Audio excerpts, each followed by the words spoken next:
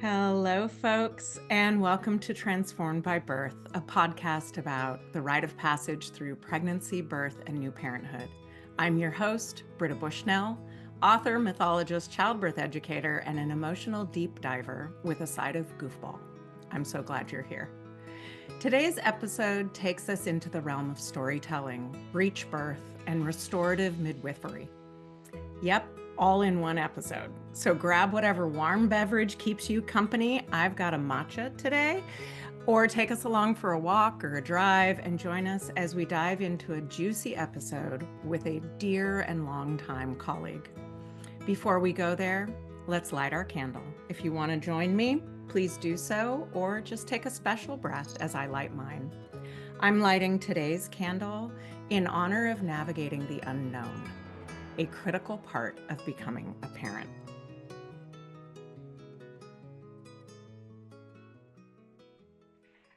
It's a bit of a difficult task to come up with exactly what we're going to talk about before we begin. My guest and I go way back. Nicole and I go back to the early days of birthing from within. I took my training in 2002 and Nicole in 2003, which is, I think, around the time we first met. Our birth work grew up in similar soil, tended by some of the same community, and fertilized by many of the same stories. And I've heard from many of you that you love the analogy about pain being the Voldemort of birth, the thing that everyone fears, but few are willing to call by its name, that I share in my book, Transformed by Birth. Well, fun fact, if you didn't read the end notes to learn this, you might not know that that analogy came from an article that Nicole wrote. So who is Nicole? Who is today's guest? Today, I'm honored to share the mic with Nicole Morales. Nicole might be what could be called a birth-focused Renaissance woman, as her skills, talents, and interests expand not on a linear line, but comprise more of a spiderweb of connection, linking areas and producing benefit across an impressive spectrum. She is a mother, mentor, author, breech advocate, and practicing home birth midwife living in San Diego, California.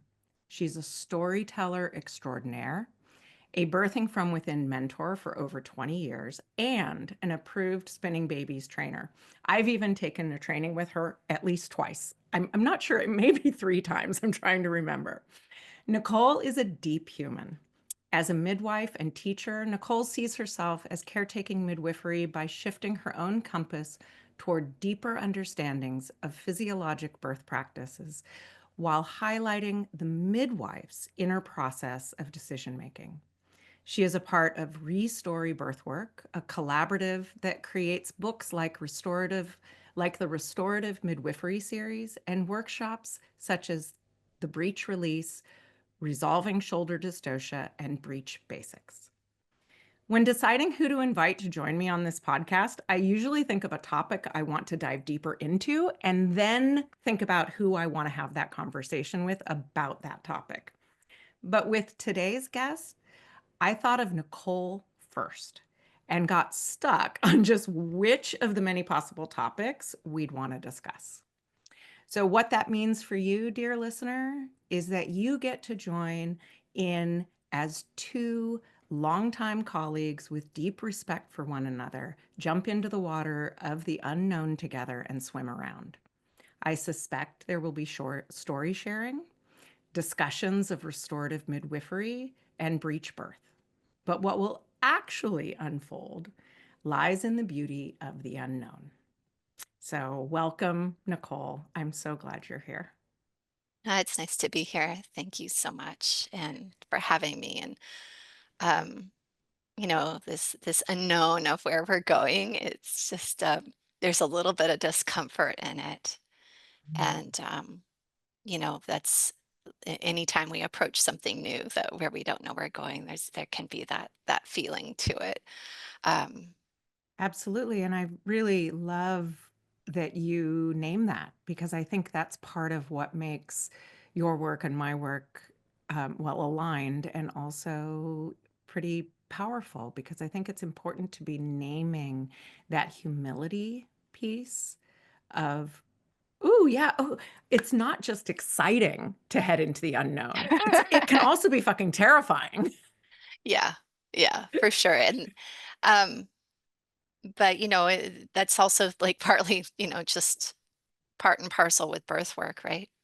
Oh, 100%. I mean, You I know, think that's an important piece of acknowledgement and owning of what this work is when we work with people on the threshold of birth, becoming new parents, rite of passage, that there is a dance with the unknown, not just for the parents, but for us as souls walking beside them. I mean, that's part of the magic of it, right? Not to exoticize not knowing, right? Because it's easy to, talk so beautifully about it, right? Or magically, but it's also that the Yeah. truth that, that even the people around you, they've walked these paths so many times alongside other people, and each time we do it, um, that's part of that ceremonial aspect of it, that uniqueness and that uh,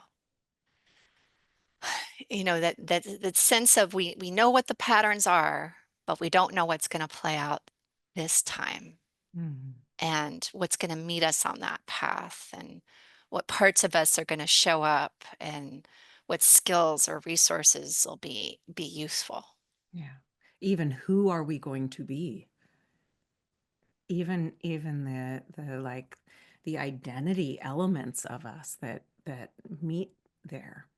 And you used the word the ceremony of birth. And to me that's a profound sentence on the heels of talking about the unknown. And folks may have a particular idea in the age of social media of what it means for birth to be ceremony. What do you mean when you say the ceremony of birth? It's I mean, I think it's having the rituals that are part of the container, but within it, you know, it's it's like all of these different people meet, almost like a constellation, like a family constellation. It's like we all meet within this space, and what happens or what evolves or what gets called up from inside people,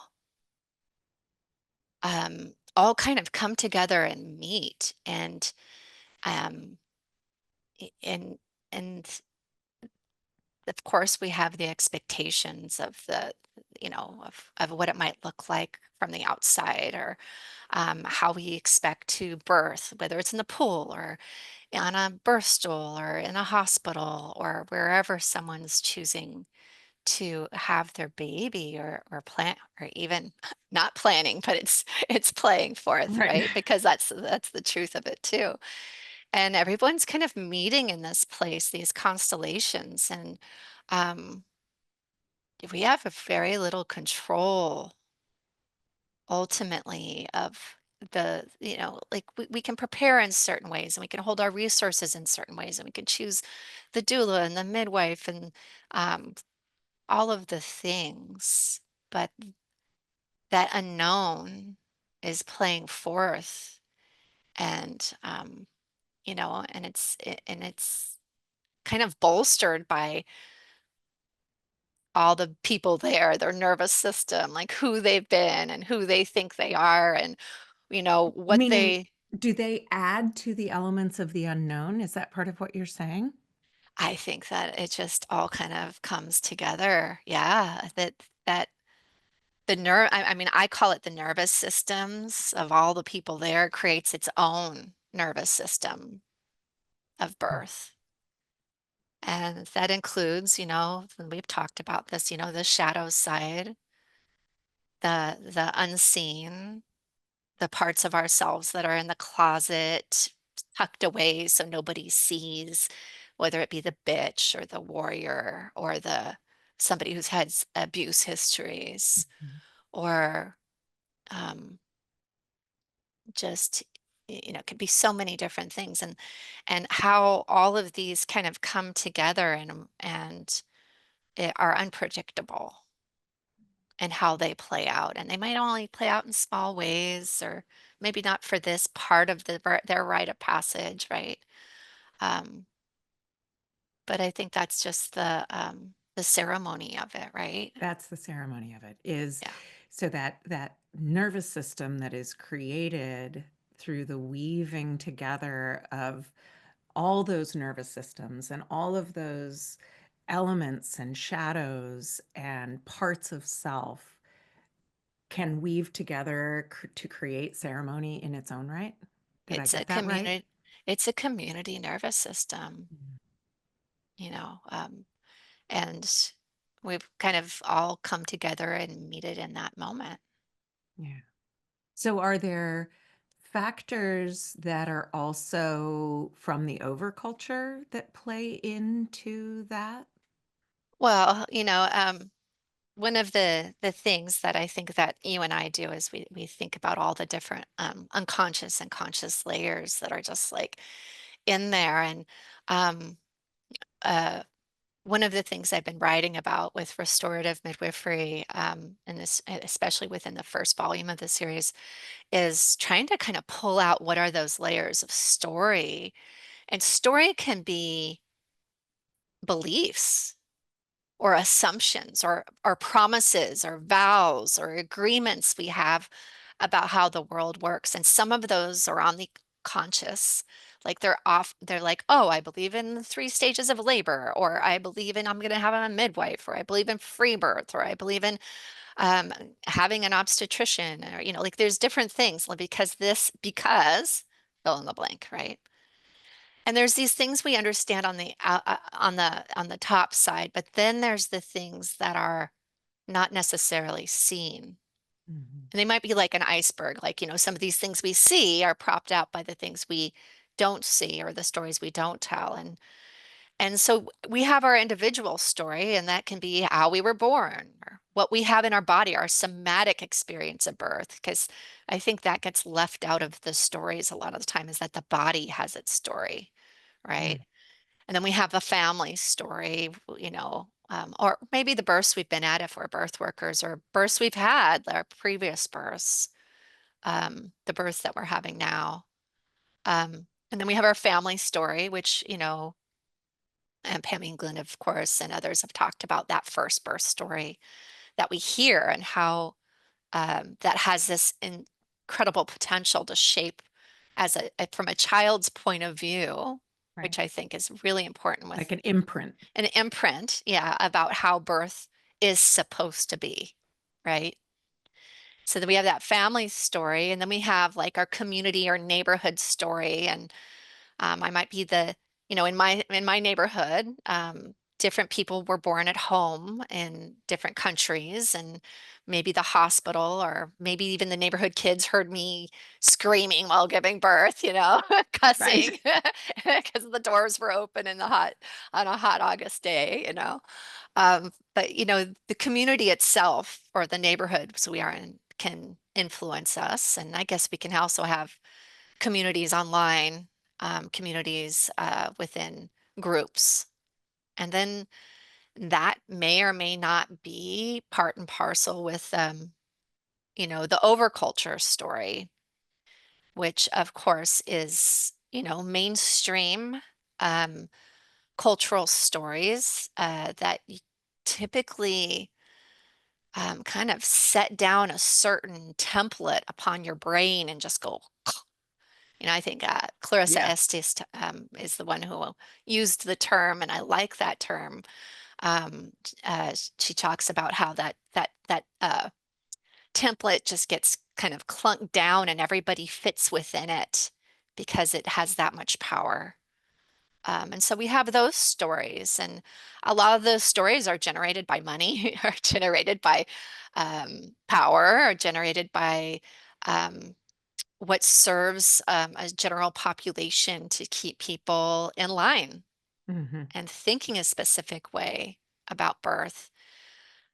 For some people, it's about not thinking about birth and just getting through it because you assume everybody else, took care of that.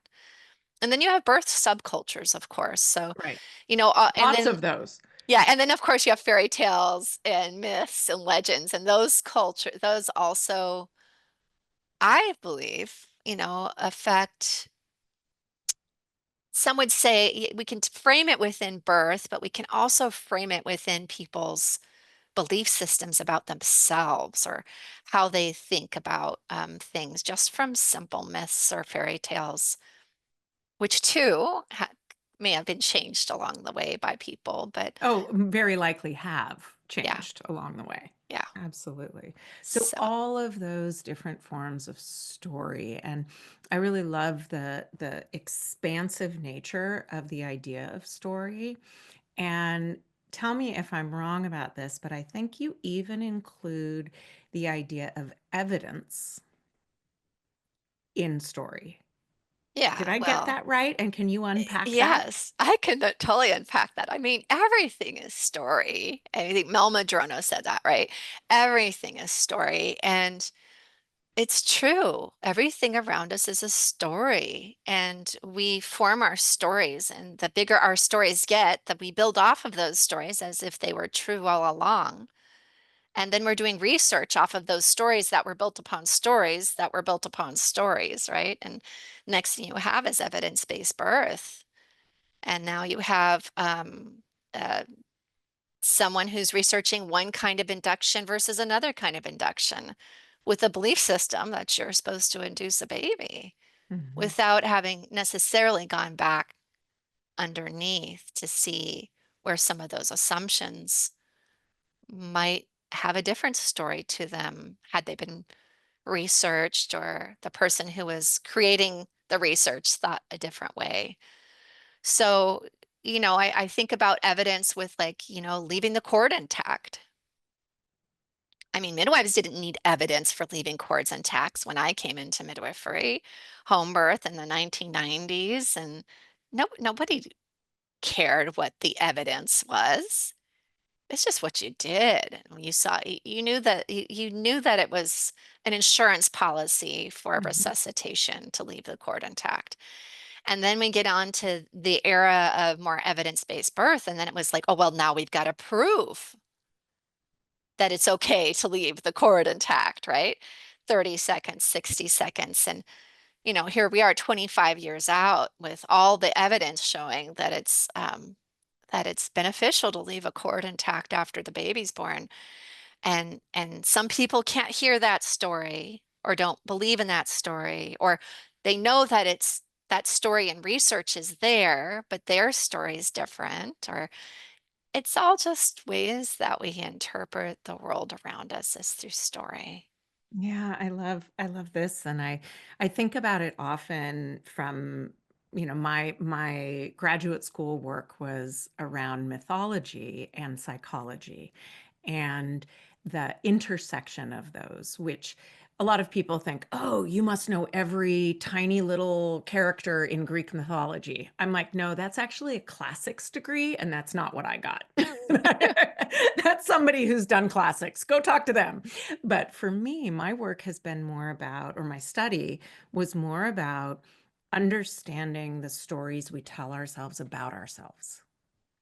That was more the investigation that I did in grad school, which meant looking at myth as a way to know thyself and looking at it across cultures and in lots of different places and through movies and TV and film and various different places, but it also meant looking in a way that is very hard to do and in many ways could be described as impossible, is to ask ourselves in today's society, what are the myths that are the water that we are swimming in as fish that we don't recognize as myth because we are the fish in the water. Yeah. And so that's a tough thing to unpack. And I see the this is a difficult conversation sort of to have, but I think it's an important one, is understanding that science and evidence is actually a modern day story Yeah. that helps us understand ourselves. That doesn't mean it isn't valuable. That doesn't mean it doesn't have importance.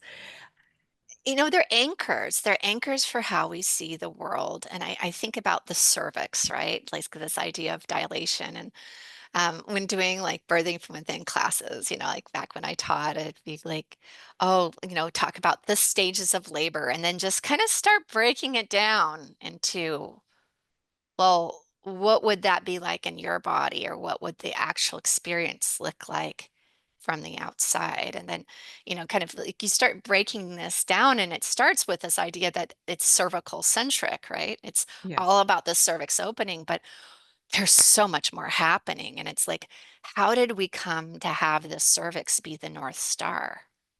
Of so much birth. Yes. So we are a cervical centric birth culture. Yeah.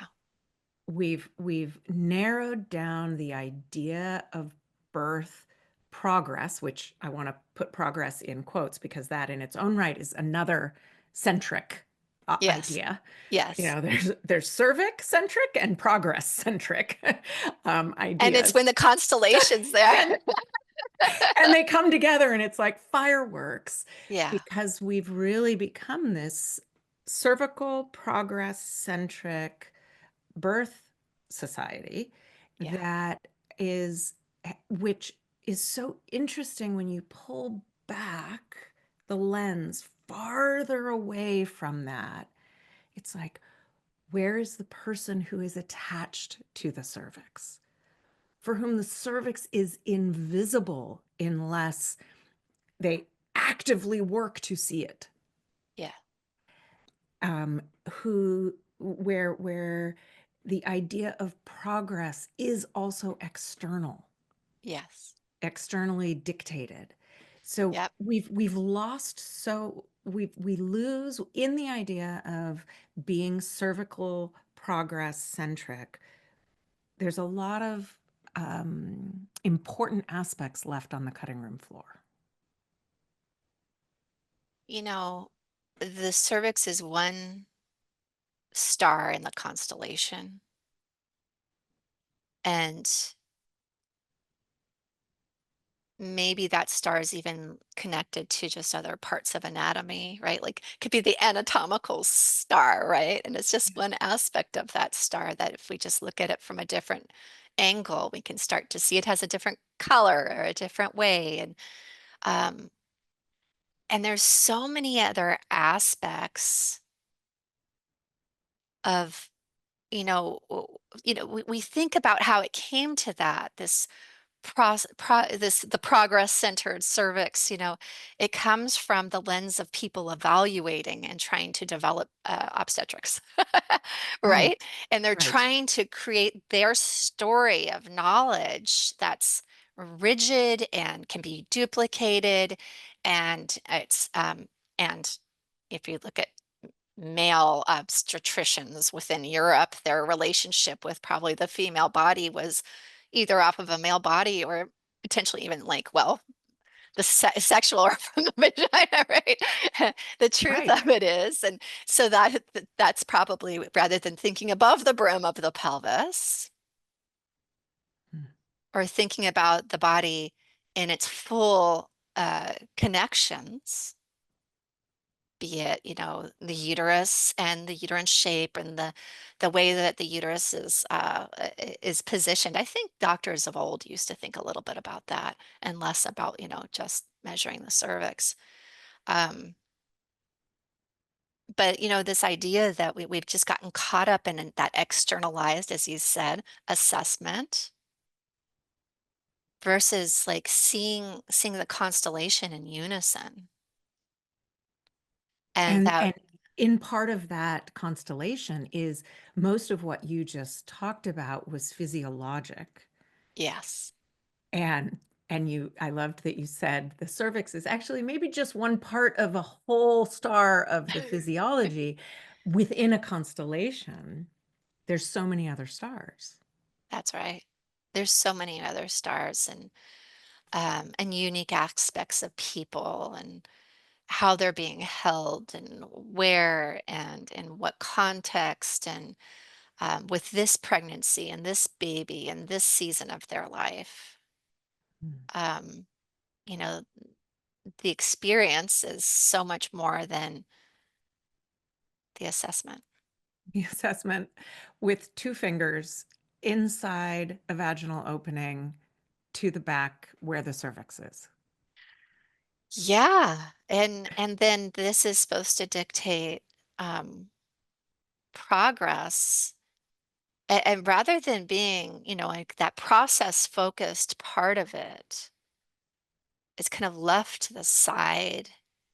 And that, this idea that you're supposed to be among this continuum, you know, versus this dynamic aspect that's actually so much about the nervous system is in this, right?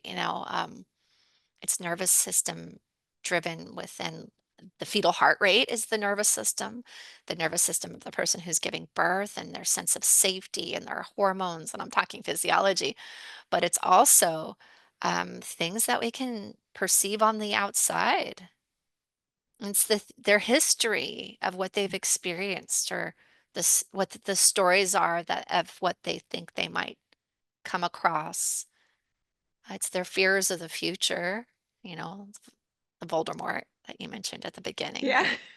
the you know, the fear of the cesarean that they have yet to have. Mhm.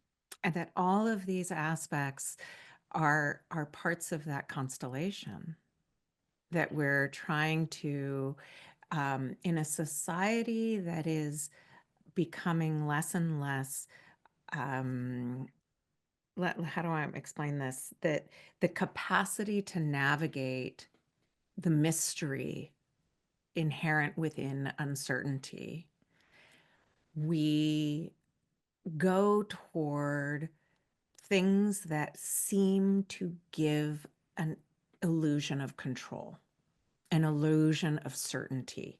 So it makes sense to me that so much of birth has been narrowed down to cervix as crystal ball of progress. Like that, it makes sense in an overculture that has gotten more uncomfortable in the face of mystery. And I think one of the shifts I've seen too is that people in general kind of latch on to some of the ideology or latch on to certain not just stories of the medical story, but it's also stories of the social story or of the things being said online and social media and like these are the stories that are where they're to be informed rather from than from here. Yeah. And in The- fact, that's there.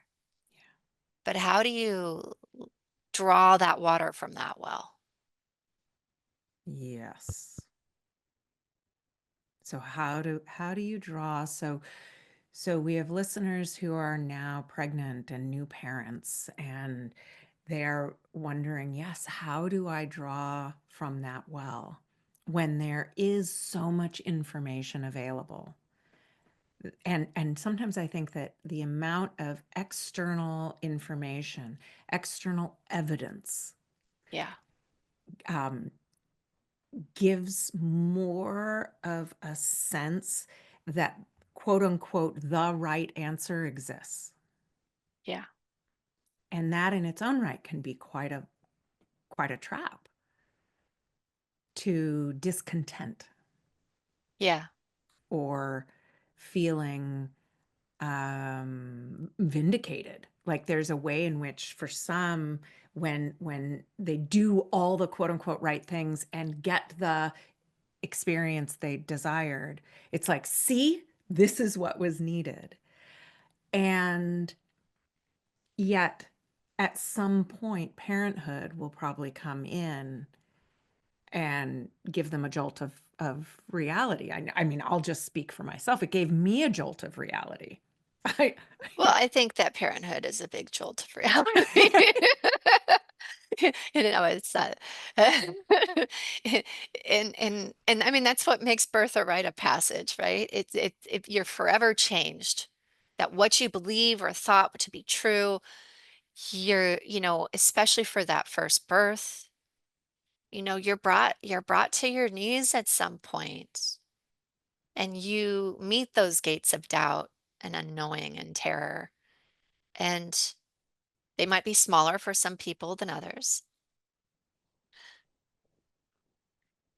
Sorry, I thought I was gonna sneeze there for a sec. But yeah, they might, you know, it's those places that are the initiation of that, you know, those questions or those things that maybe you didn't think that you'd come across, or talk about a huge deep learning experience for yourself. And sometimes the learning can be so hard that you can't face it or deal with it all at once. And sometimes the learning is something that you return to later in your life. And sometimes things come up that might just be moments of doubt. Hmm, yeah. It's bringing me back to something you started us off with right away, which is humility. And I'm wondering if you would talk a little bit about the role of humility in birth and in birth work. You know, the thing about humility is it's not always, I've always said, oh, yeah, you got to stay humble because, you know, birth, because of its unpredictable nature or non guaranteed aspects. I mean, honestly, isn't birth just life, right? You know, there's really no guarantees in where we In are going in and doing. in Yeah. a compressed and accelerated and impactful kind of way, it is life, just in Yes. a more like ugh, turned up volume kind of way. For sure. Yes. It's not like 20 years. It's more like, you know, 40 hours of your life But a that everything very is. intense realness. But I think that that aspect of humility, even for birth workers, it's so important because we don't have guarantees. We we have these aspects of what we expect, as I mentioned before. We have the things that we see in patterns and the way that we talk about certain things. But in essence, when every time we enter a birth, there is a not knowing that happens. And sometimes it takes a little time longer for us as parents, you know, or as someone who's giving birth, you know, to sink down into that humility of letting go, of not knowing. And I remember being in my first birth was very long. It was like 50 plus hours and a long pushing phase. And I was 22.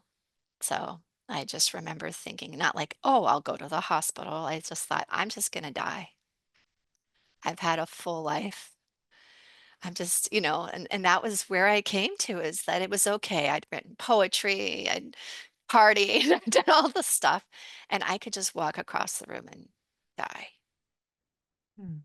And it was, of course, that's when my baby came, right? But I had to get to that place where it was the full surrender. Yeah. And that and it that confidence, I think it's important. but also that place of, um, it's okay not to know, because that humility also allows you to be more curious. Oh, yes, double tap on that. Oh my goodness. W Confidence and surety is where curiosity goes to die. Like, where there is certainty, curiosity is nowhere to be found. I Yeah, think there's yeah. I think I think that curiosity and presence, I mean, that's really, they go together, right? Like, to really be curious, you have to be present and with your senses and in the moment, or even just in that place of being, that you don't know what's next. You don't know what's going to work next, but but here you are, and this is what your experience is. So okay. So then how do we reckon as it, new parents and birth professionals, how do we and even in my stage of life, in your stage of life, how do we reckon with the importance of humility that you speak of and curiosity and presence with today's preference for expert culture, expert ideology Yeah, and we are back to where we were earlier, that expert ideology, expert ending. We're skipping the process. And I see this with midwifery too. It's like, oh, this is how you do this right. And this is the only way. Um, but there's so many ways to be good enough. Right? It's like yes. parenting. It's There's so many ways to be good enough and to get to the other side. And it's like, it wasn't perfect. It didn't look exactly like you showed it should in the textbooks. But in essence, if we're giving a step 1, step 5, Mm, or step 1 and step 100, and it's like, wait a second. We're not able to show the map perfectly between 2 and 5 because it doesn't exist. right. And we know where we're headed. We have a map to where we want to go. We've done the work. We've got our resources. But in essence, we can edit the video later and make it look good, right? Or at least not too bad, too revealing, too much breast, or too much of fumbling of your equipment, or however you're doing it. You can edit it later, but in essence, that that magic, or that ability to say, I know where the map is. I don't know what I'm doing now, and maybe this isn't working, but I know to keep going. Mm, And taking up what's given in the moment and to keep moving. You're using those templates, you're using those resources. But I think what we have is we have so many trainings or classes or ways that we talk about it looking like step 5. But the reality is it's messy. yeah. And and I think the humility to have the messiness and to say, yeah, I went through that messiness.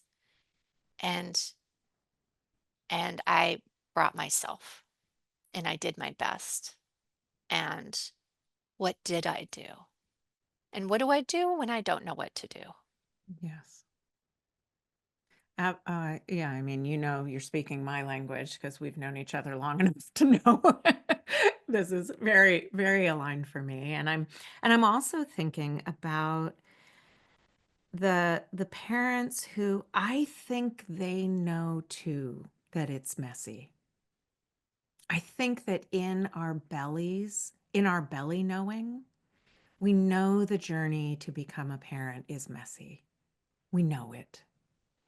And there can be fear there can be excitement, there can be avoidance. There's a lot of different things that can come up in that knowing when we really pause and ask ourselves, what do we expect? We expect it to be a bit messy. We Yep. expect it to be a bit wild. Yeah. We expect it to not be super straightforward or linear in that climbing toward a hill of progress. And in a society that has this preference for the expert, when we go to someone and we start to, like, I'm thinking of going to OBs and midwives and birth professionals of all sorts, there can be this going with that. I'm at step one and I have questions about steps two, three, and four. And our well-meaning professional is at step five saying, I'm going to get you here. Don't you worry about steps two through four. Don't worry. No, I got you. And there's a way in which that in Hold. its own right,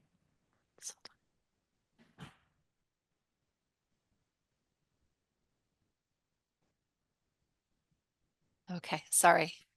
there's a way in which that in its own right is is taking some of that relationship to the messiness Yeah. and telling us that we're not even allowed to have that feeling of the messiness. Does that make sense? Are you Oh, following me? yeah, and it's kind of like a, "Hey, I got this, and I can tell you what's best for you," and it's part of kind of the system. The overculture, doesn't believe in you, or it believes in that it's gonna look like this, we're gonna just make it look like this for you, versus, "Well, how do you know you want this?" Oh, what a great question.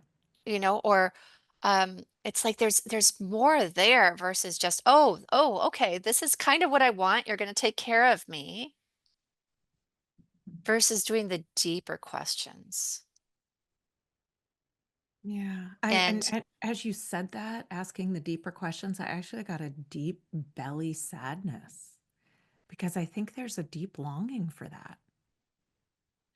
I have a midwife who, for my first baby, and she does a lot of counseling, and so her tagline that I always use is, "I don't know, honey, what do you think?" And I'd be like, "Oh, she doesn't know, what do I think?" Hmm. Yeah. And whether she knows or not is not the point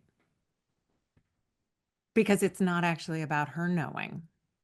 It's about your knowing, our knowing. Yeah, And and her knowing. I mean, her knowing can play a part in that. It's it's a part. Yeah. but do we know it to be true for this person? Right. And the Right. other end of it is, how do we know without listening? Right? So there's these layers and stories of listening too, of who you listen to or who knows things. And I think that is the biggest challenge I'm seeing parents have today, Say more about that. of them listening to themselves. Mm. Of how do they know how to listen to themselves? What do they believe about this? Well, there's a lot of noise that's filling their ears. Yeah. It makes it hard to hear one's inner voice. And I think that that is part of already broaching the unknown, Yes.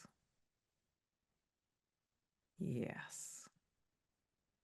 that they're already broaching the unknown when they don't know. Well, I remember asking somebody, she was talking about what her family said and what her friends said. And I said, "Well, how do you know?" And she said, "I'm not good at that."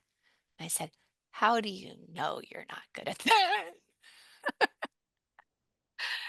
Um, Which is a way of asking what you know, right? I mean, the beautiful what is that artist who has like stairways that look like they're going up and then going down and going it's one of those. It sounds like that in question form. yeah. Yeah. Well, I feel like that's where so many resources lie, but also and that we have these fears or these senses of control that we're working off of, but in essence, it's like they're anchored. They're down in that well, right? They're down in that well for us to pull and drink from, right? And Yeah. even those things that we don't want, like how do they nourish us? Or how are they part of the nervous system that's going to be unfolding? Yeah. I also like sometimes one of the trite things that I hear over and over again in a lot of birth circles is the sort of thrown at parents statement, listen to your intuition. Like it's kind of thrown at them, listen to your intuition. And yet so often, one, it's untrained.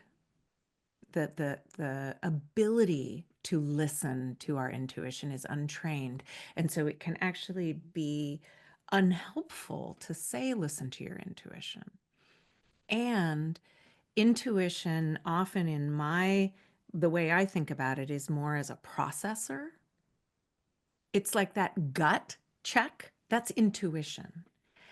But we sometimes need to feed our intuition something in order for it to chew a little bit. Like if there's nothing in there, it's more about what's your instinct.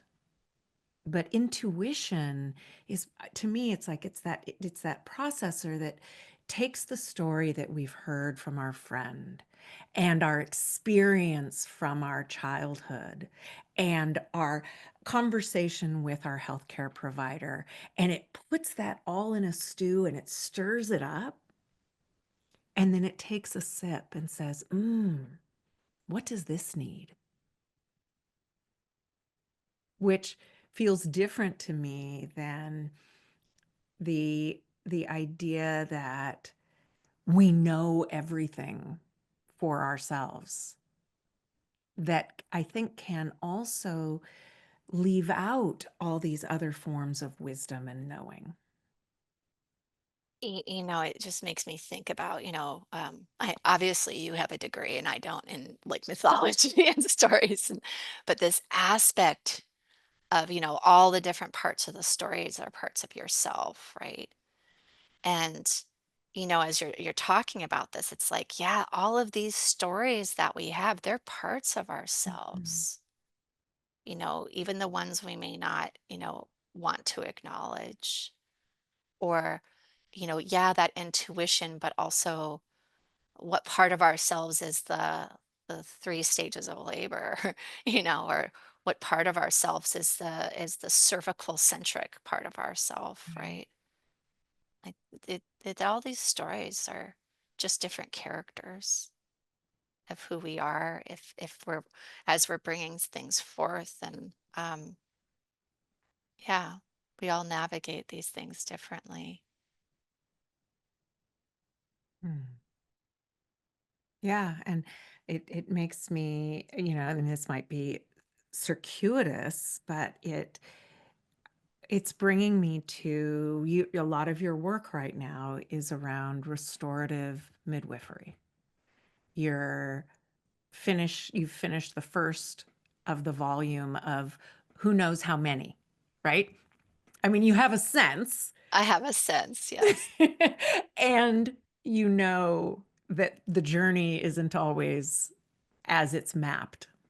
Yeah, So, so you have a sense of how many will be in this volume, but I do. you finished the first, and humility is one of the things we've been talking about, and that is one of the tenets of restorative midwifery. What does restorative midwifery even mean? Like, it's a term that feels like I know what it means, but what does it mean? I think that it's evolved over time and it really started and it still is about being back to the basics of presence, right? And curiosity and touch skills and listening skills and really defining its midwifery is defining itself and not being defined from other occupations or that in being itself, but also in looking at restoration, like the nervous system of midwifery, is a community nervous system that's been affected throughout generations and is already moving itself forward. But also, it's like how that we have trauma within midwifery. We've been a disposable culture. Mhm. Midwifery has, and even if there's some sense that, oh no, it's important, it's usually still kind of like, let's put some icing on this cake and move on. It's not really seeing it as foundational to helping.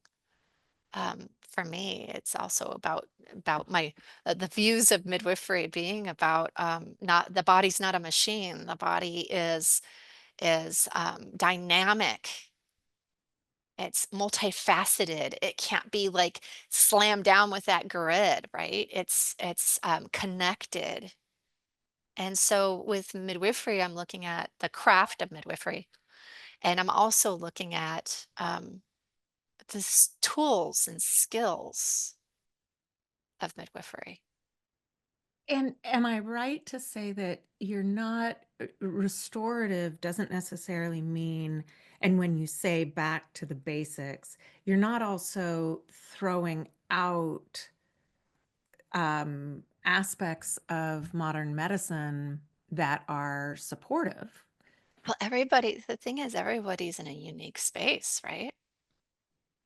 And we all see how we practice differently. And I think so many people just go, oh, this is midwifery, and they move on. And it's like, no, we all have different aspects of, we have similarities, but we're all different. And how do we come from this lens of validation to all the different types of midwifery or birth work that's out there, that we've all come from different experiences, um, and rather than being like that person practices more medically and that person, how could they, doesn't use pitocin or doesn't, or Mm. practices at home, and this person only, the judgments Yeah. versus how do we bring validation, compassion of this person came into their work at this moment in time and is benefiting and is working with the people who want that kind of care, God, I love right? this. Versus, oh, how dare the people doing the free birth, right? So it's like I talk about the cycles of midwifery, and and it's like starts with the people doing free birth, and then they have their friends help them, and then their friends get good at it and they become midwives who deserve to be protected, and then they get protected and now they have a lot of hoops to jump through the system, and to do that they may have less time, Mm. and at some point some of those midwives may not be able to do the hoops and they get regulated out, and some stay within a system and find their ways of surviving within it. So within midwifery, it's like, how do we get out of this cycle where we can start with validation, compassion, but also start valuing the skills of listening, the skills of presence, and understanding that the body is connected. It's not divided into the cervix.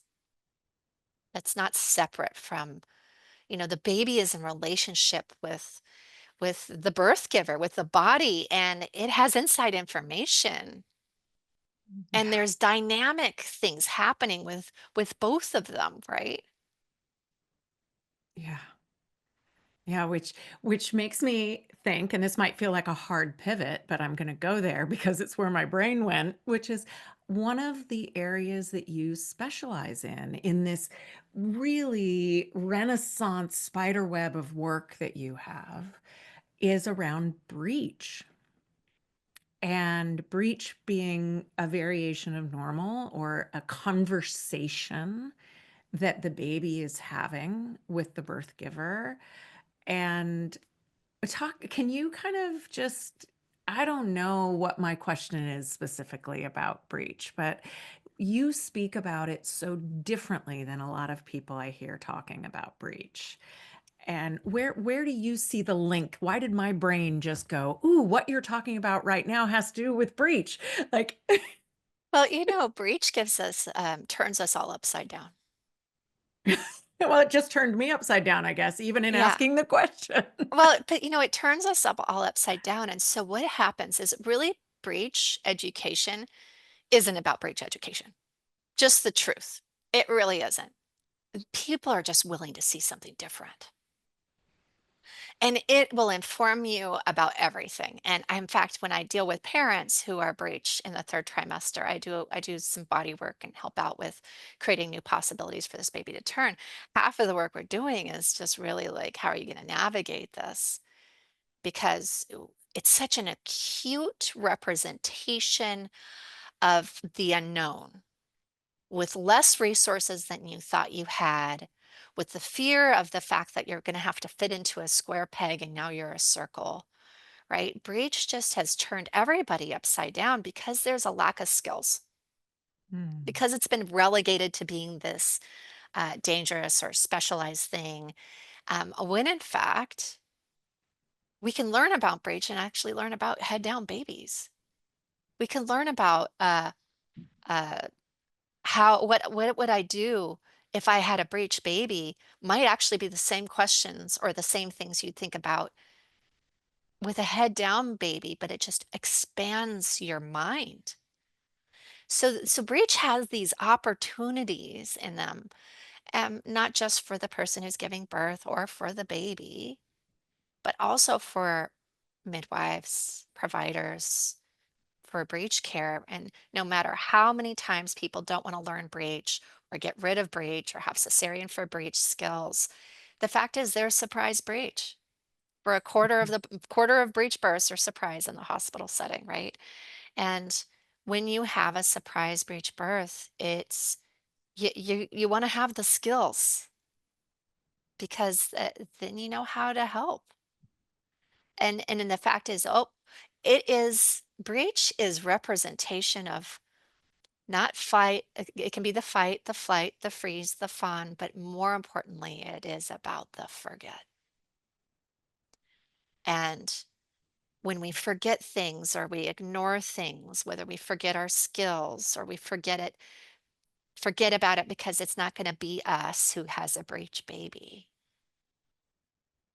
It's a nervous system response. And there we are, and it's in front of us. And we're forced to look at something differently than we ever wanted to or thought we would for many times, right? Mm. Um, I came from a different era with breech, so I didn't have as much fear as a mom who gave birth breech, which is how I pivoted into that breech advocacy work, right? Um, but it gives us new opportunities, and some people, are changed by seeing the world differently. I love that.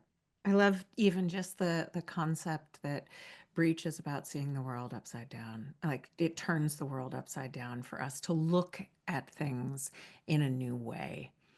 Even Yeah. that in its own right is an upside down or a new way of envisioning it. Yeah, and That it is, and one of the things I also am careful is that a lot of people really like the tagline, breach is a variation is normal, as you mentioned. And one of the issues with that is it's a variation of normal is just so obscure. So breach is an entity of itself that has normal breach, mm. Say more right? about that. Yeah, Because I think with head down babies, you have normal head down babies. You have very straightforward births, right? But then you can sometimes have complicated births. Or you can have definitely. interventive or Yes. technological births, right? Or cesarean, and with breech, you have normal, regular breech, but you also have complicated breech and technologically births with breech. So it's a variation. It's something Hmm. of birth, It's a really. variation of birth. And anyways, just I love that. Yeah. and No. it's got its own idiosyncrasies and connections to it. That allow you to see things differently that can apply to head down babies and vice versa. So, Yeah. Wow. So are there other aspects of restorative midwifery that just kind of pivoting back to that you feel really vibrant about or really connected in your belly about that have been influenced by these various different aspects of the work that you have done, whether it's your work with positioning and with breech and with storytelling.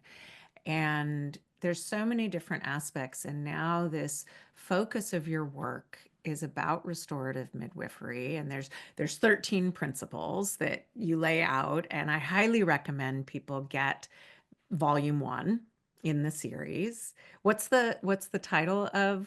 Every bead in our necklace. Right now there's actually a volume 11 that's out, but it's not on Audible because it's inspired one and it'll get redone eventually. I've really prayed about this process and sat with it about it being process based and not being like outcome based. And man, that is a struggle. And that struggle is real. You just want to check. I'm a list checker. I just want to check things off. And it's like I gotta live life and have experiences. But That one is of the so, wait, I just have to interrupt you because isn't that just like what we were talking about at the beginning? yeah, That this is your version right now yeah, that can connect you to that part in parents yeah, that also want to check boxes and we are kind of driven in a production based society, and how perfect in a way that you're in your own dance, your own yeah. struggle with Yeah, and it's that. very it's humiliating, humbling. But, the other thing about storytelling and miss here is that when you don't know what to do or you're trying to see something different, like I was talking about breach turns us upside down, so do stories. Mm, So it's like I don't know where to go, but the story does. The story has laid a map for me, and my inner self, my unconscious, my I can find my way and suspend what I know with this fairy tale. And in doing so, I can be like, I can learn something new about myself. And this is where I think I've been going even just in the last weeks, is just taking stories that I thought I knew so very well and using them as templates to, figure out what am I doing here? What do I really believe in? Who am I as a midwife? Like asking those and being like, I know who I am, but sometimes you get disoriented, sometimes you come back, you know. So anyways, just been using different stories. yeah. Using different stories as maps to better know yourself. They are maps. Claire talks about aperture stories or their healing stories, like they're maps for healing. Um, and I think that as we see some of these stories, they might be shock value, like this, who listens to fairy tale stories and go, oh, these are really for 3, 4, 5-year-olds, Right. because some of them are just like shocking, right? Especially if you listen to the uncleaned up versions. Exactly, but, Yes. those weren't just for kids, that's for everybody, right? Because the fact is life is messy, Yeah. and there's parts of ourselves that, the story that's been alive for me this week is should I tell it? Yeah. Oh, Okay. please, do we have time? Can you I just don't give know. us a quick, like a version of what story is alive with you, please? Yeah, the story that's been calling to me lately is the crescent moon bear story, which is Estes uses it for rage and forgiveness, and I've been using it for neuroplasticity. I've been using it for repatterning nervous systems after difficult experiences. And, part of this is also just going into the unknown in places that you haven't been before. And this is like the second story I learned. And Nana was one of my first, right? But this was my second. And I used to see it so differently than now. But, in this story, there is a woman. It's said to be a Japanese story that was told to Estes by a lieutenant in a hospital, and I have yet to actually find it existing anywhere else. And I've Mm, known people who've gone to Japan and looked for it, so it's probably from the northern highlands of an island in Japan, or it was just made up by somebody. mhm, And in this story, there's a woman and her husband's been away at war. He's been, knee deep in blood. He's seen it all. And she's excited that he's gonna come home, so she prepares the home, she makes the food, and he comes back and he doesn't want anything of it. In fact, he won't even go inside the house. So he makes a bed for himself right at the edge of the forest and lays out on the ground. And she brings food and tries to get him to come home, and he's damaged. He's got parts of himself that he can't go back home right now. And she's someone who loves. And again, all these characters are part of yourself, right? And yeah. she's someone who loves very deeply. So she goes and asks help, and she goes down to the village, and there's the village healer, and she's sitting in her cave, and she's got, her herbs out and you know, um, her little Mortar mortar and and pestle? pestle Yeah. and a fire. And she tells her, like, my husband, he's come home from war. She's like, "I've got a potion for that, but I just don't have the right ingredient."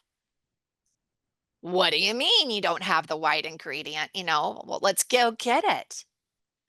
"Oh, no, no, it's just too hard. It's too hard to get it." "Well, I'll go get it," she says. She's like, "Well, I don't think you're gonna be able to do it, but, you can go get it. All I need for my potion is a hair from the neck of the crescent moon bear." And the young woman was someone who loved, but she didn't really wanna go to the top of the mountain and get the hair from the chest, from this neck. But she's a woman who loves, so she goes and she prepares her stuff. She grabs her blanket, she grabs food, and she sets off up the mountain and into places that she's never been before. And the boulders, they reached out like fingers. They reached out like the mountain itself. And she knew she'd seen this, but now she was crossing into places she's never been. And so as she set her foot upon the ground, she called out to the mountain, "Thank you. Thank you." And she began to climb up the mountain, and it took some time, but there were these trees, and they seemed to be in the way of her path.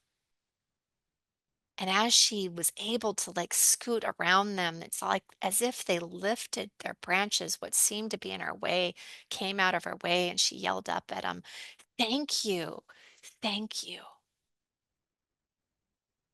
And she continued to walk, and up above her, above her were these like blackbirds, and they were like floating around in circles, and she looked up at them as she recognized them.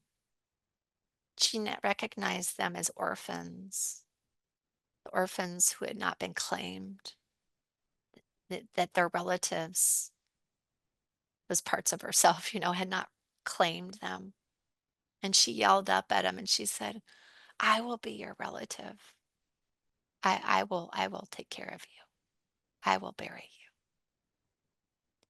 And she continued up her path, and at this point, it's getting colder as she makes her way up the mountain, and then the air is coming in, and the snow's in her face, and she's climbing, and her fingers are getting bloodied, and her feet too, and all of a sudden, the wind goes in a different direction, and she's so grateful, and she says, "Thank you, illusion. Thank you, illusion." Mm. And she continues to climb. And when she gets to the top, she finds this little crevice where she climbs inside and she covers herself with her little blanket. She eats just a tiny bit of her food and she waits till morning as she rests, as some of us must do, be it in labor, be it in difficult times. And then in the morning, she gets out and she begins to look for the crescent moon bear. And you don't just go look, you got to look for the signs. You're not going to find it right away. I mean, this is, I guess, also that's inner knowing. You don't find it right away. You got to track it down and look for the shit, the scat, the fur, the the places where it's been digging, and eventually she found a cave and she watched. She watched from afar, and soon she'd see the bear travel in and out, and she knew she'd found its home. And so she went on over and she prepared a bowl of food, left it right in front of the cave. And then she scampered back and she hid behind the rock right 100 yards away. And out comes the bear. And it looks down and there's this food and it looks around and it eats it all up. Well, the next day she comes back and she fixes another bowl for this bear. And now she scampers back and she gets behind the rocks like only 50 yards away and waits, and the bear comes out and eats the food again, roaring, right? And the next day, it's 25 yards. And the next day, the bear comes out and it's about to eat the food, and it looks down and it sees the feet of the woman standing right next to the bowl. And is oh, he's like going ahead and putting his claws with the daggers in front of her face, and she's shaking. And he growls again as if she's going to get scared off, but she just stands there. And then he says, the bear speaks, right? And he says, "Why have you been feeding me? What do you want? What have you come for?" And she tells him about her husband and how, she's come for his crescent moon, the hair on the neck. And as she does, she looks into his eyes and she sees the valleys and the mountains of hundreds of years ago. She looks down into this animal part of herself and she sees these things that have been there for generations, that have been now sitting there presented in front of her. And she sees this and she stands fast for love. And he says, "Because you have fed me, I'll give you my hair. But you better run like hell. You better run, because otherwise I might eat you." And he holds back his neck and she reaches out and she grabs the hair and she runs. She runs as fast as she can past the scat, past the place where she slept, and she's going down the cliffs in the winds. She's like, thank you," and she's running past where she buried those orphan parts of herself, and she runs and thanks the trees, and she runs all the way down towards the boulders to the healer herself sitting in the cave. And she says, "I've got it. I got it." And the healer grabs it and goes, "Ha! You brought the potion." She's a little tensegrity to it. And she's like, "This is a real crescent moon bear hair. Ha!" She takes it and throws it into the fire. And the young woman was horrified. I, I worked so hard for that hair. And the old woman says, Do you remember how you prepared for your journey? Yeah, I remember. Do you remember that you went to places that you've never been before? Yeah, I remember. Do you remember how you thanked the ground and the trees? Yeah, I remember. And how you recognized those orphan souls that had not been put to rest and buried, that had been remained unclaimed, and that you claimed them as your own. Yeah, I remember. And do you remember the winds that tried to, the cold, and that you persisted, that you thanked them when they like blew the other way? Yeah. And how you rested and you cared for yourself and you nourished yourself just enough. And then you tracked down that animal part of yourself, that place within yourself that remains unseen, that's always been there and has been there not just from you, but for the generations that came from you. Yeah. And you remember how you nourished the bear, how you nourished that part of yourself and got closer and closer over time until you were able to just pluck what was needed and bring it back. Yeah, I remember. Good. Now go home and do the same with your husband.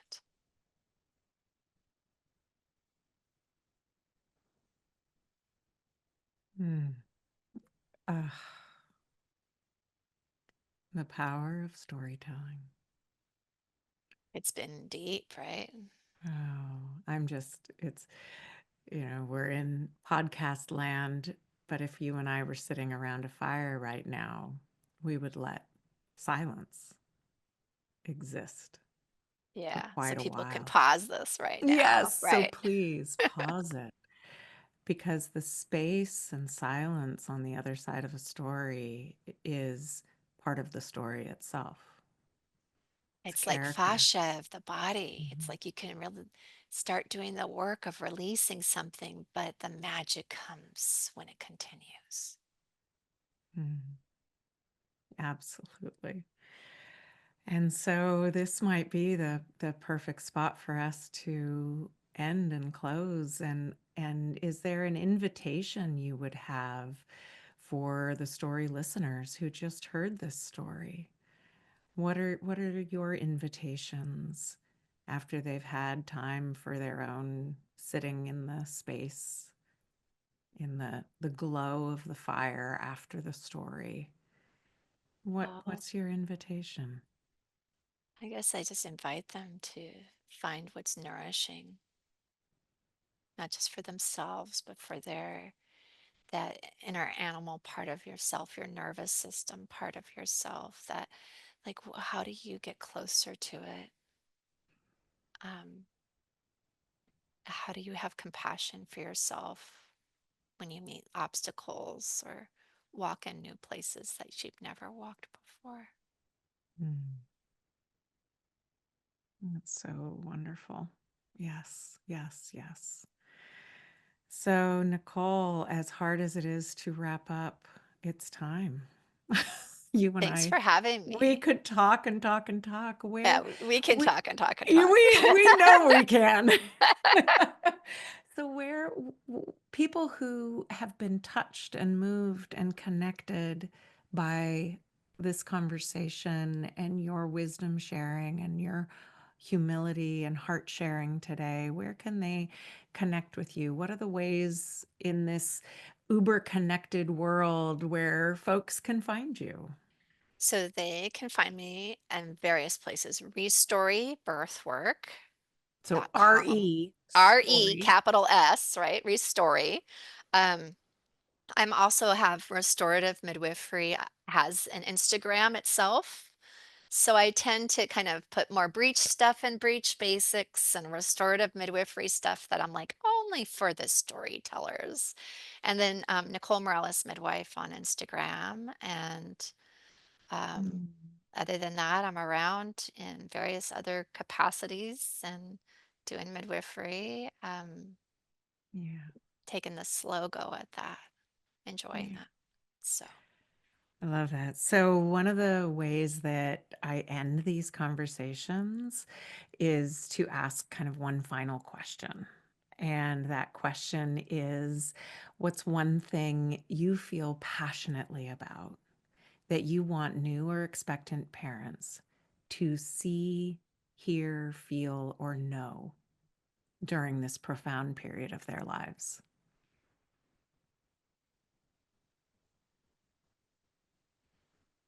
that the unknown depth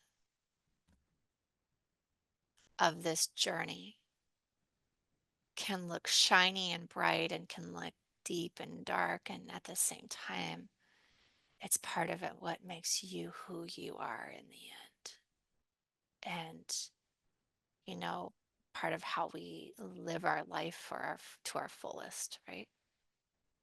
Mm, that's so beautiful. Nicole, my heart is tender. My eyes are a little damp.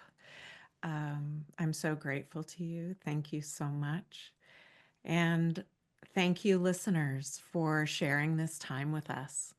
If something we shared today impacted, supported, or moved you, please share this episode with a friend. I produce this podcast myself, and your support makes it possible. To show a little love for the podcast and these conversations, please follow, rate, and review.